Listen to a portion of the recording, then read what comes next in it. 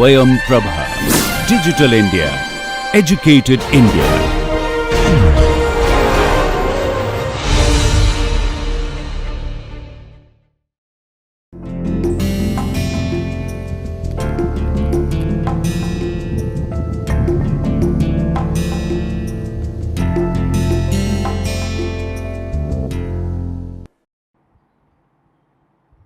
Namaskar.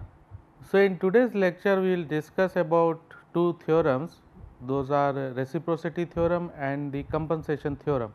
So, let us start with the reciprocity theorem. So, what does reciprocity theorem says? Basically, it is a very important aspect of reciprocity theorem that it does not hold for all networks. So, we have to be very careful when we deal with the reciprocity theorem, and we have to keep remembering the restrictions which are imposed on the reciprocity theorem, because if you do not follow, then the reciprocity theorem you will use wrongly, and that may lead to a serious erroneous result in the circuit. So, in this lecture we will explain what do we mean by reciprocity theorem, and we will also take one example to make the things clear. Now, let us see what do you mean by reciprocity theorem. The theorem says that if an EMF E, EMF is nothing but electromotive force E, in one branch of a reciprocal network produces a current, that is I, in another branch, then if the EMF is moved from first to the second branch, it will cause the same current in the first branch where EMF has been replaced by a short circuit. So, let us understand this definition with one circuit. Suppose we have originally one circuit as shown in this figure, where one voltage source E is present between node A and B, and it is causing a current I to flow in the resistance and along the node A and D. So, when this will be energized, the circuit will be energized, the current will flow in this particular branch. So, we are saying that suppose this current is I. So, what reciprocity theorem says, that if you replace, if you exchange the locations of this current and voltage source E, then the other values are not going to change in the circuit. So, what does it mean? It means that we are replacing the value of E. So, how you will replace? You will just switch the locations of both of the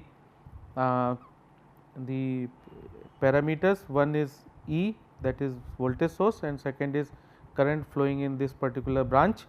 So, if you place the voltage source at current location, you have to make sure that the polarity of voltage source should be in such a way that it will give power to the circuit in the same direction as the previous direction of the current was. So, that is why if you see here, between C D, the polarity of E is minus is on the top and plus is on the bottom. So, this will make sure that the current which is flowing from the source would be in the same direction as if it was there when the original circuit was energized. Now, next is that when you will place the current in that branch where voltage source was connected. So, what you have to do? You have to simply short circuit the nodes A and B, because now voltage source is not available. So, this would be short circuited and the same current will flow in the branch, keeping other parameters same. So, that means that you can exchange the locations of voltage source and the current. Now, important thing is that the reciprocity theorem can be applied only when the circuit is linear and there is no any time varying element. Now, in other words, you can also say that reciprocity theorem can be interpreted as when the places of voltage source and current in any network are interchanged, the amount or magnitude of voltage and current flowing in the circuit remains same. Now, as we discussed that polarity of voltage source should be identical with the direction of branch current in each position. So, important factor to keep in mind is that the reciprocity theorem is applicable only to a single source network. So, if there is a network where multiple sources are connected, you cannot utilize the reciprocity theorem over there. So, this is the limitation which we have to always keep in mind, otherwise we will use reciprocity theorem wrongly. Now, let us understand this aspect with the help of one example, so that you are more clear about the particular theorem. Let us see one particular circuit which is shown in this figure. We have a voltage source E, that is 45 volt, giving current as Is to the circuit, and the 4 resistances you will see in the circuit are shown. Now, we have to prove that if you exchange value of the location of I and E, the values of current I is not going to change. So, what we will do, we will first find out what would be the value of I in this particular arrangement. So, we will first try to find out the equivalent resistance of the circuit. So, the equivalent resistance of the circuit would be R equivalent, and here you will see that 2 plus 4, that is 6 ohm is in parallel with 6 ohm. So, you will get 3 ohm as a value, and this value of 3 ohm would be again in series with R1, that is 12 ohm. So, you will finally get 15 ohm, which this particular source will see into the circuit. So, now we have got 15 ohm as a total equivalent resistance of the circuit. So, you can find out the value of current Is. So, the current Is would be 3 ampere, because 45 by 15, 45 volt is the value of voltage source. So, you have got 3 ampere. Now, you can use current division rule, because here the current is being divided into 2 parts. So, the current flowing in this would be the value of resistance this divided by the sum of the resistances. So, you will see here the 3 is the current value ampere, 6 is this value of the resistance, and summation of the resistances, that is 6 plus 2 plus 4, that will become 12. So, with current division you can easily find out the value of current flowing in this 4 ohm resistance, that is I, and the value of I is 1.5 ampere. Now, to prove the reciprocity theorem, what we will do? We will interchange the locations of E and I. So, what would happen in that case? The circuit will be modified as shown in this figure, where you will see the direction of E is downward. So, the negative sign is on the top, plus sign would be on the bottom, and Is current would be flowing in this direction, which is same as the direction of I was in the previous figure, and the location where the voltage source was connected, we have short circuited, and we assume that the current I, which is same as it was in the previous case, is flowing in the short circuit leg segment of the circuit. So, now we have to prove this value of I again would be 1.5 ampere when the circuit is modified as per reciprocity theorem. So, now again if you see what would be the value of equivalent resistance. You will see here these two are in parallel. So, 12 in parallel with 6 plus the parallel arrangement would be in series with 2 ohm resistance and 4 ohm resistance. So, finally, when you will solve, you will get the value of equivalent resistance as 10 ohm. Now, in this case, what value of Is, that is source current, you have got? 45 is the value of voltage source, and the resistance which you have got seen by the source from this side, that is equivalent resistance of the circuit. So, when you calculate the value of source current, it will become 4.5 ampere. Now, by current division rule, you can again find out what would be the value of current I. So, we will follow again the current division rule, and we will say that the value of current I is again 1.5 ampere. So, you can see from here that you need to find out the value flowing in the short circuit segment. So, this would be the 12 ohm and 6 ohm. So, 12 ohm plus 6 ohm has come in the denominator, 6 ohm is the value here. So, we follow the current division rule and it will come out to be 1.5 ampere. So, we can see now in both of the cases the current I is same. So, that means that we can say that the reciprocity theorem is justified in this particular circuit. So, the circuit which is modified and we place the voltage source in such a way that it is the current coming out of the voltage source is in the same direction, and we short circuit the current I, the segment where the voltage source was connected, and we found that the value of I is same as it was there in the previous case. So, this justifies that the reciprocity theorem is applicable in this particular case. Now, let us talk about another theorem which is called as a compensation theorem. Compensation theorem is also one of the important theorems in the network analysis, which finds its application mostly in calculating the sensitivity of the electrical circuit. Sensitivity means when you change the value of voltage a little bit, say delta V, how much the current will change in that particular segment where you are trying to find out the sensitivity.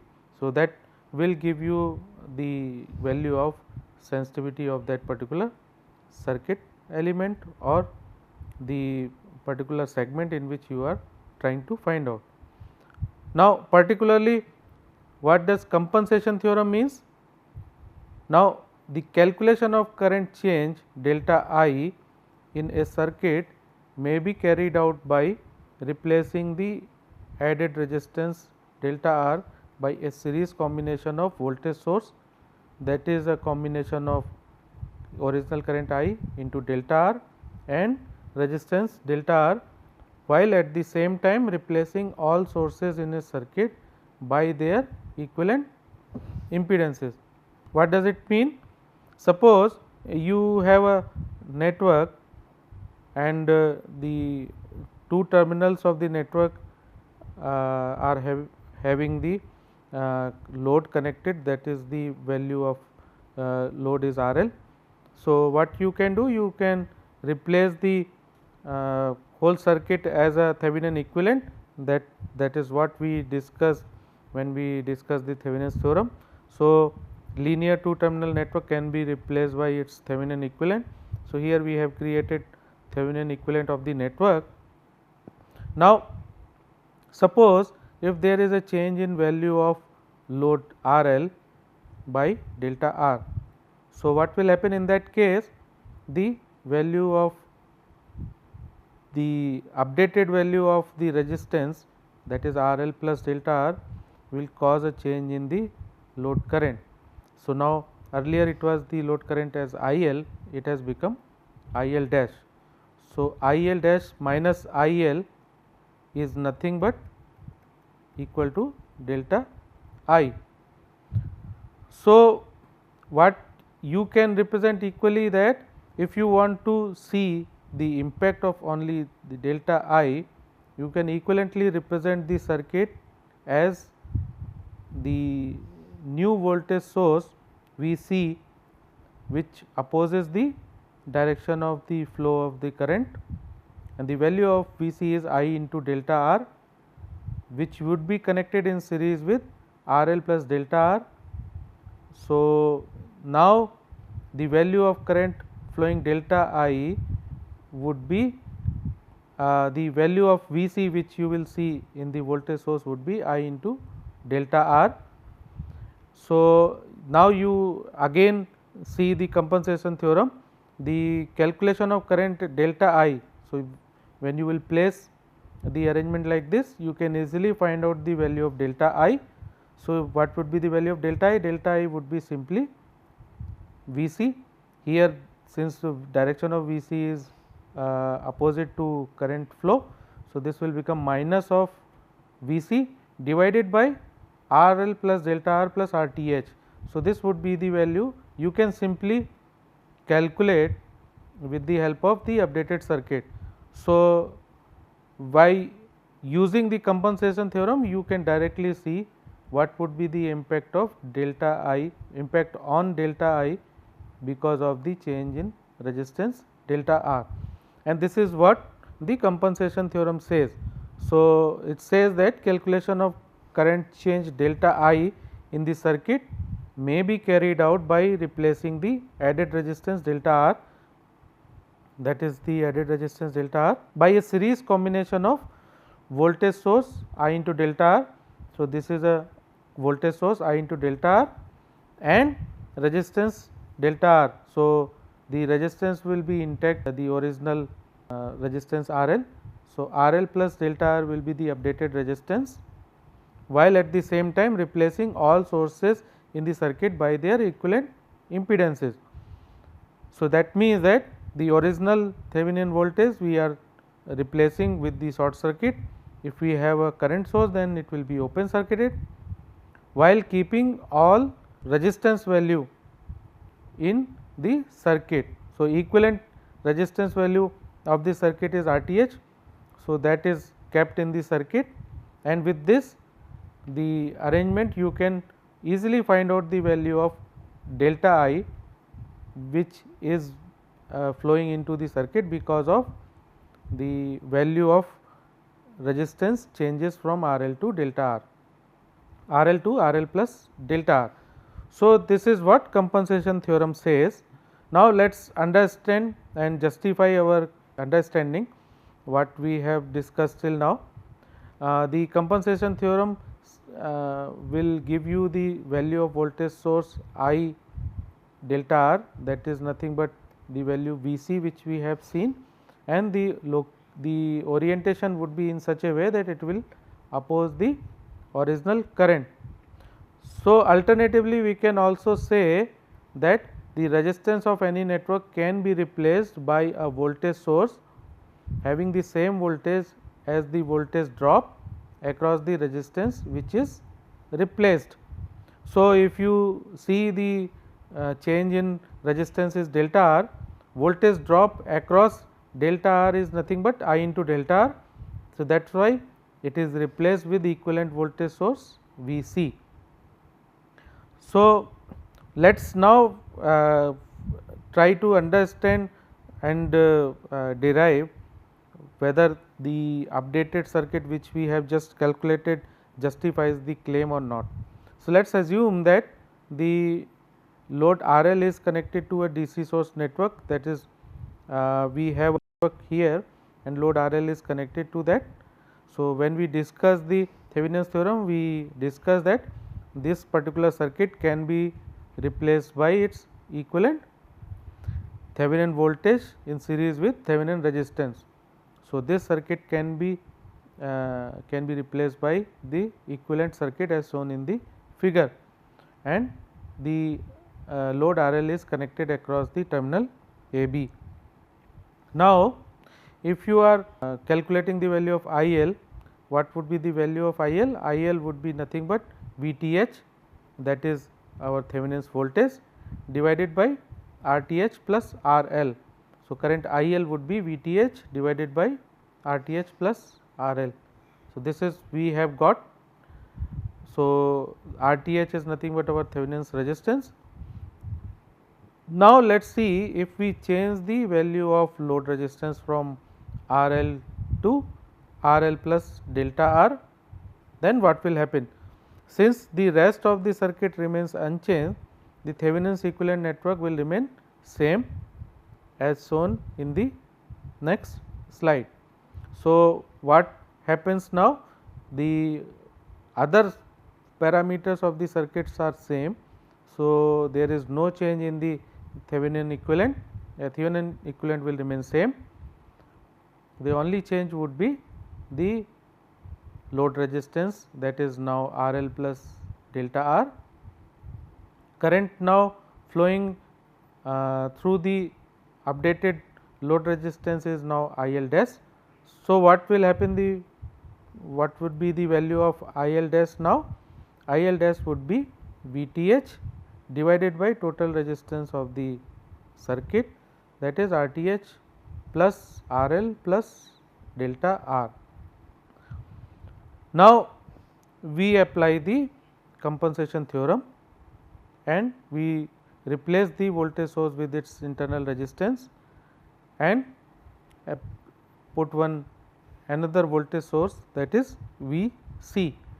So, now as per compensation theorem our circuit would be like this, where we are short circuiting the voltage source which is there in the network. In this case it was VTH. So, we have short circuited the voltage source VTH. Now, we have connected the voltage source Vc. The value of Vc is nothing but I into delta R. So, here the magnitude would be like this, but since it is in the opposite direction it will become negative. So, that we will see when we will finally derive the condition. So, now let us assume that the value of delta I is the change. So, delta I would be nothing but I dash minus I. I dash was the value where the updated current was flowing when delta R was added, and IL is the original current. So, here this would be the value of delta I is nothing but IL dash minus IL. Now, substituting the value of IL dash and IL in the above equation. So, this is the equation where you will put the value. Delta I is nothing but, what is IL dash? IL dash is nothing but VTH divided by RTH plus RL plus delta R. So, we have put the value for IL dash. What is the value of IL? IL was VTH upon RTH plus RL. So, that we have again put the value of IL.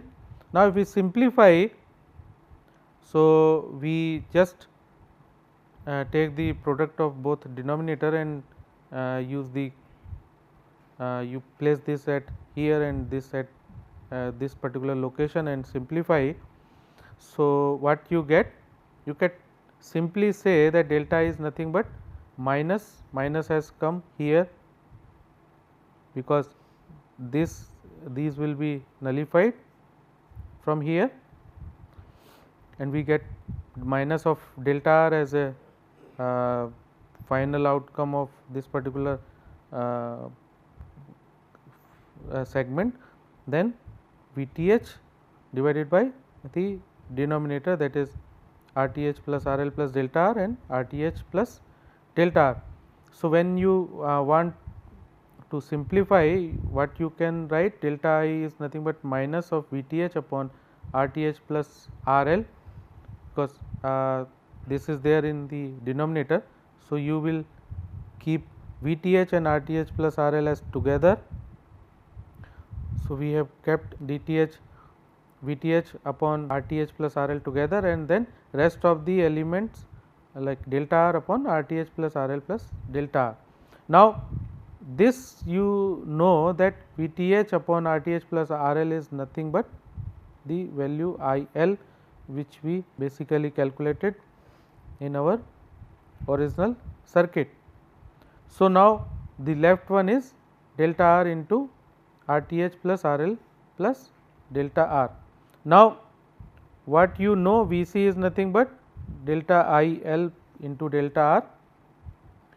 So, Vc is nothing but minus of IL into delta R, because Vc is our added voltage source, which would be nothing but the original value of current into the resistance which is added into the original resistance. So, this we know, then we can simplify it further and we can say the delta I value is nothing but minus of Vc upon RTH plus RL plus delta R. So, with this we calculated that what would be the value of delta I when there is a change in value of delta R.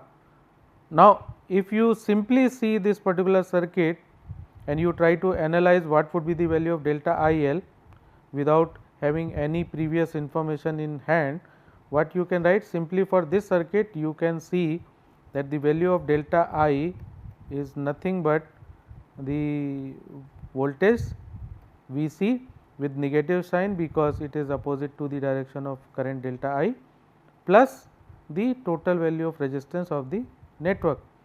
So, that is RTH plus RL plus delta R.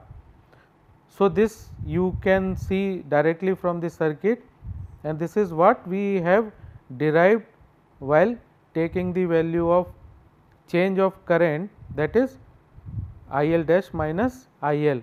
So, this justifies that when you follow the compensation theorem, you can directly replace the voltage source, directly place the voltage source in series with the resistance where the change in resistance happened. In this case, it was delta R. So, the value of placed voltage source would be equal to the original current multiplied by the updated the change in resistance, that is delta R, and at the same time we have to keep all the other voltage sources in the network off. That means that we will short circuit the voltage source which are there in the circuit. So, without going into the derivation, you can simply use the change in the circuit, that is the change in delta R, and you can replace directly with the updated voltage source and find out the change in current because of change in resistance delta R. So, what you can say, the compensation theorem can basically summarize as follows, that with the change of the branch resistance, branch current changes and the change is equivalent to an ideal compensating voltage source, that is in series with the branch opposing the original current, and all other sources in the network being replaced by their internal resistances. So, that means that the internal resistance of the network is nothing but RTH. So, other sources are replaced by only the internal resistance. So, with this you can justify that the compensation theorem can be directly applied for a linear circuit by replacing a updated voltage source in series with the resistance where the change of delta R is happening, and find out the value directly, the change in the value of current directly with the help of updated circuit. So, with this we close our today's session. So, in this particular session we discussed about two theorems. So, in the next week we will start with some new topic on the course, that is our basic electrical circuit. Thank you.